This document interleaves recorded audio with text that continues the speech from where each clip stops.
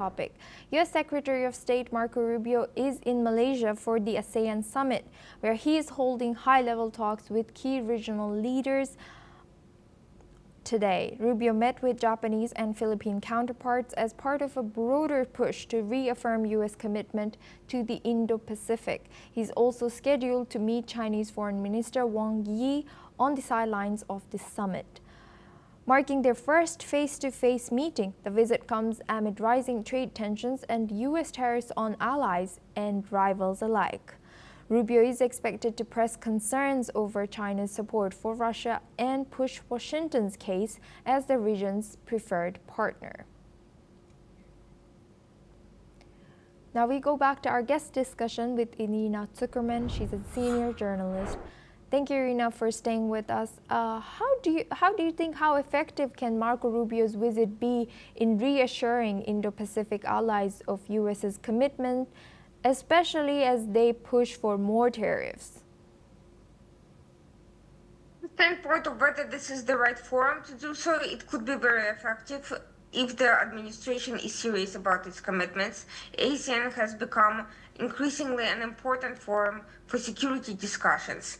However, we have seen that previous attempts to reassure allies have not fully succeeded.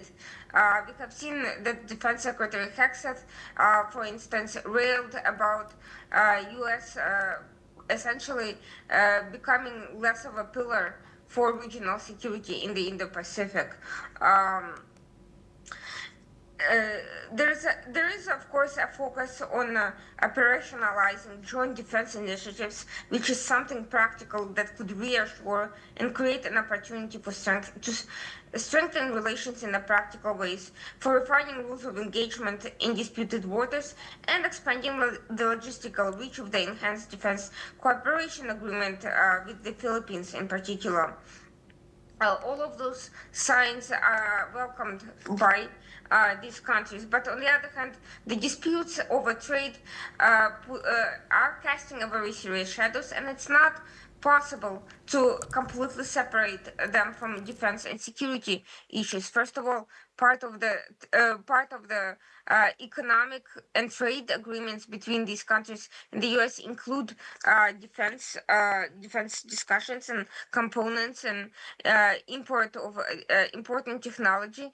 Second, trade is actually in itself is an important part of the economy that allows countries to expand their defense budgets, and significant strain over imports into the United States could undermine that cooperation.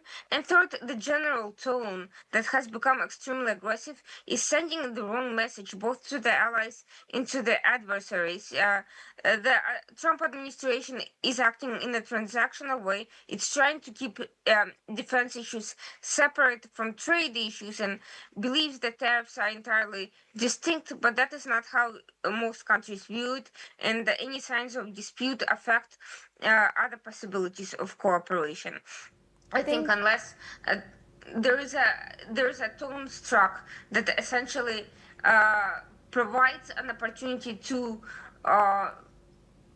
find a more productive, constructive, and friendly way to resolve these disputes, I don't think that this discussion will be as successful as the administration would like.